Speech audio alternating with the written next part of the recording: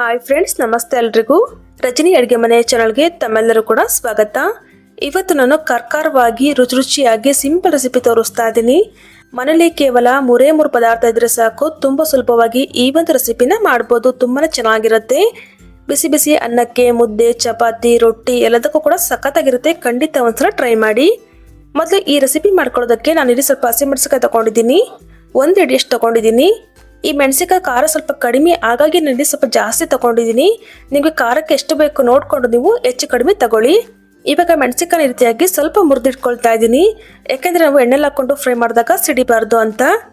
ಇವಾಗ ನಾನಿಲ್ಲಿ ಸ್ವಲ್ಪ ಹುಣಸೆಹಣ್ಣು ತಗೊಂಡಿದ್ದೀನಿ. ಒಂದು ನಿಂಬೆಹಣ್ಣು ಗಾತ್ರಷ್ಟು ಹುಣಸೆಹಣ್ಣು ತಗೊಂಡಿದ್ದೀನಿ. ನೀರಲ್ಲಿ ಹಾಕಿ ಚೆನ್ನಾಗಿ ತೊಳ್ಬಿಟ್ಟು ಸ್ವಲ್ಪ ನೀರು ಹಾಕಿ ಈ ರೀತಿಯಾಗಿ ನೆನೆಸಿಟ್ಟಿಟ್ಕೊಳ್ತಾ ಇದ್ದೀನಿ. ನೆಕ್ಸ್ಟ್ ಇವಾಗ ನಾನಿಲ್ಲಿ ಗ್ಯಾಸ್ ಮೇಲೆ ಒಂದು ಪ್ಯಾನ್ ಇಟ್ಕೊಂಡಿದ್ದೀನಿ. ಅದಕ್ಕೆ ಒಂದು 3 ರಿಂದ 4 ಟೇಬಲ್ ಸ್ಪೂನ್ ಅಷ್ಟು ಎಣ್ಣೆನ ಹಾಕ್ಕೊಳ್ತಾ ಇದ್ದೀನಿ.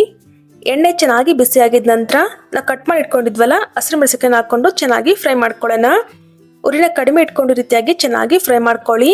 ಈ ಥರ ನಾವು ಹಸಿರು ಮೆಣಸಿನಕಾಯಿನ ಚೆನ್ನಾಗಿ ಫ್ರೈ ಮಾಡ್ಕೊಳ್ಳೋದ್ರಿಂದ ಖಾರನ ಸ್ವಲ್ಪ ಕಡಿಮೆ ಆಗುತ್ತೆ, ಹಾಗೆ ಟೇಸ್ಟ್ ಕೂಡ ತುಂಬ ಚೆನ್ನಾಗಿರುತ್ತೆ. ಇವಾಗ ಇದಕ್ಕೆ 1 ಟೇಬಲ್ ಸ್ಪೂನ್ ಅಷ್ಟು ಜೀರಿಗೆನ ಹಾಕ್ಕೊಳ್ತಾ ಇದ್ದೀನಿ. ಫ್ಲೇವರ್ ತುಂಬಾನೇ ಚೆನ್ನಾಗಿರುತ್ತೆ. ಜೀರಿಗೆನ ಹಾಕಿದ ನಂತರ ಮತ್ತೆ ರೀತಿಯಾಗಿ ಚೆನ್ನಾಗಿ ಫ್ರೈ ಮಾಡ್ಕೊಳ್ಳೋಣ. ನೋಡೋದಕ್ಕೆ ಈ ರೆಸಿಪಿ ತುಂಬ ಸಿಂಪಲ್ ಅನಿಸಿದ್ರು ಕೂಡ ರುಚಿ ಮಾತ್ರ ತುಂಬ ಚೆನ್ನಾಗಿರುತ್ತೆ. ಮೆಣಸಿನಕಾಯಿ ಸ್ವಲ್ಪ ಕಲರ್ ಬದಲಾಗಬೇಕು, ಅಲ್ಲಿವರೆಗೂ ಕೂಡ ಇದೇ ಥರ ಚೆನ್ನಾಗಿ ಫ್ರೈ ಮಾಡಿಕೊಂಡು ಇದನ್ನ ಇವಾಗ ಸಪ್ರೇಟಾಗಿ ಎತ್ತಿಟ್ಕೊಳ್ತಾ ಇದ್ದೀನಿ. ನೋಡಿ, ಈ ರೀತಿಯಾಗಿ ಸಪ್ರೇಟಾಗಿ ಎತ್ತಿಟ್ಕೊಂಡು ಸ್ವಲ್ಪ ತಣ್ಣಗಾಗೋದಕ್ಕೆ ಬಿಡ್ತಾ ಇದ್ದೀನಿ.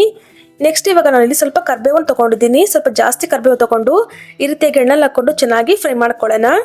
ಕರ್ಬೇವು ಸ್ವಲ್ಪ ಗರ್ಗರಿ ಆಗಬೇಕು, ಅಲ್ಲಿವರೆಗೂ ಕೂಡ ಈ ರೀತಿ ಚೆನ್ನಾಗಿ ಫ್ರೈ ಮಾಡಿಕೊಂಡು ಇದನ್ನು ಕೂಡ ನಾನು ಸಪ್ರೇಟಾಗಿ ಎತ್ತಿಟ್ಕೊಳ್ತಾ ಇದ್ದೀನಿ.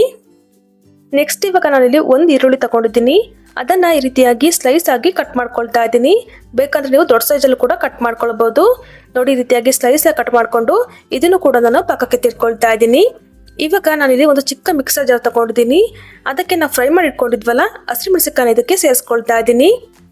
ಸ್ವಲ್ಪ ತಣ್ಣಗಾದ ನಂತರನೇ ಸೇರಿಸ್ಕೊಳ್ಳಿ. ನಂತರ ನಾವು ಹುಣಸೆಹಣ್ಣು ನೆನೆಸಿಟ್ಕೊಂಡಿದ್ವಲ್ಲ ಅದನ್ನು ಕೂಡ ಇದ್ರೊಳಗಡೆ ಹಾಕ್ಕೊಳ್ತಾ ಇದ್ದೀನಿ. ನಂತರ ನಾನಿಲ್ಲಿ ಸ್ವಲ್ಪ ಬೆಳ್ಳುಳ್ಳಿನ ಹಾಕ್ಕೊಳ್ತಾ ಇದ್ದೀನಿ. ಒಂದು ಮೀಡಿಯಂ ಸೈಜ್ ಬೆಳ್ಳುಳ್ಳಿನ ಸ್ವಲ್ಪ ಸಿಪ್ಪೆ ತೆಗೆದು ಸೇರಿಸ್ಕೊಂಡಿದ್ದೀನಿ. ನಿಮ್ಮ ಹತ್ರ ನಾಟಿ ಬೆಳ್ಳುಳ್ಳಿ ಇತ್ತು ಅಂದರೆ ಅದನ್ನಾದರೂ ಸೇರಿಸ್ಕೊಳ್ಳಿ, ಟೇಸ್ಟ್ ತುಂಬ ಚೆನ್ನಾಗಿರುತ್ತೆ. ಇವಾಗ ಇದಕ್ಕೆ ಸ್ವಲ್ಪ ಕೊತ್ತಂಬರಿ ಸೊಪ್ಪು, ಸ್ವಲ್ಪ ಉಪ್ಪನ್ನು ಕೂಡ ಹಾಕ್ಕೊಳ್ತಾ ಇದ್ದೀನಿ. ಇದನ್ನ ಇವಾಗ ಗ್ರೈಂಡ್ ಮಾಡ್ಕೊಳ್ಳೋಣ. ನಾವು ಮಸಾಲೆ ರುಬ್ಬೋ ಥರ ನೈಸ್ ಆಗಿ ಗ್ರೈಂಡ್ ಮಾಡ್ಕೊಳ್ಕೋಬಾರ್ದು. ನೋಡಿ, ರೀತಿಯಾಗಿ ಜಸ್ಟ್ ಆನ್ ಆಫ್ ಮಾಡಿಕೊಂಡು ಸ್ವಲ್ಪ ತರಿತರಿಯಾಗಿ ಗ್ರೈಂಡ್ ಮಾಡ್ಕೊಳ್ಬೇಕು. ಈ ಥರ ಗ್ರೈಂಡ್ ಮಾಡ್ಕೊಂಡಿದ ನಂತರ ಇದಕ್ಕೆ ನಾವು ಕಟ್ ಮಾಡಿ ಇಟ್ಕೊಂಡಿದ್ವಿ ನೋಡಿ ಈರುಳ್ಳಿನ ಹಾಕ್ಕೊಳ್ತಾ ಇದ್ದೀನಿ. ಜೊತೆಗೆ ಫ್ರೈ ಮಾಡಿ ಇಟ್ಕೊಂಡಿದ್ವಿ ನೋಡಿ ಕರ್ಬೇವನ್ನು ಕೂಡ ಸೇರಿಸ್ಕೊಂಡು ಮತ್ತೆ ಇದನ್ನ ಗ್ರೈಂಡ್ ಮಾಡ್ಕೊಳ್ಳೋಣ. ಇವಾಗಲೂ ಅಷ್ಟೇ ನೈಸ್ ಆಗಿ ಗ್ರೈಂಡ್ ಮಾಡ್ಕೊಳ್ಕೋಬಾರ್ದು. ಜಸ್ಟ್ ಆನ್ ಆಫ್ ಮಾಡಿಕೊಂಡು ಈ ಥರ ಸ್ವಲ್ಪ ತರಿತರಿಯಾಗಿ ಗ್ರೈಂಡ್ ಮಾಡ್ಕೊಂಡ್ರೆ ಆಯಿತು. ತುಂಬ ಸಿಂಪಲ್ ಆಗಿ ಮಾಡ್ಕೊಳ್ಬೋದು. ಟೇಸ್ಟ್ ಮಾತ್ರ ತುಂಬ ಚೆನ್ನಾಗಿರುತ್ತೆ. ಬಿಸಿ ಬಿಸಿ ಅನ್ನಕ್ಕೆ, ಚಪಾತಿ, ಮುದ್ದೆ, ರೊಟ್ಟಿ ಎಲ್ಲದಕ್ಕೂ ಕೂಡ ಸಖತ್ತಾಗಿರುತ್ತೆ. ಖಂಡಿತ ಒಂದ್ಸಲ ಟ್ರೈ ಮಾಡಿ ನೋಡಿ. ಟ್ರೈ ಮಾಡಿದ ನಂತರ ಯಾವ ರೀತಿ ಬಂತು ಅಂತಲೂ ಕೂಡ ಕಾಮೆಂಟ್ ಮೂಲಕ ತಿಳಿಸ್ಬೋದು. ಸೊ ನೋಡಿದ್ರಲ್ಲ ಫ್ರೆಂಡ್ಸ್, ಇವತ್ತಿನ ವಿಡಿಯೋ ನಿಮಗೆ ಇಷ್ಟ ಆಯಿತು ಅಂದರೆ ವಿಡಿಯೋಗೊಂದು ಲೈಕ್ ಮಾಡಿ, ಹಾಗೆ ಫ್ರೆಂಡ್ಸ್ ಫ್ಯಾಮಿಲಿದು ಕೂಡ ಶೇರ್ ಮಾಡಿ. ಮತ್ತಷ್ಟು ಇದೇ ಥರ ಸಿಂಪಲ್ ಆ್ಯಂಡ್ ಕ್ವಿಕ್ ರೆಸಿಪಿಗಾಗಿ ದಯವಿಟ್ಟು ರಜನಿ ಅಡುಗೆ ಮನೆ ಚಾನಲ್ನ ಸಬ್ಸ್ಕ್ರೈಬ್ ಮಾಡಿಕೊಂಡು ಸಪೋರ್ಟ್ ಮಾಡಿ. Thank you for watching.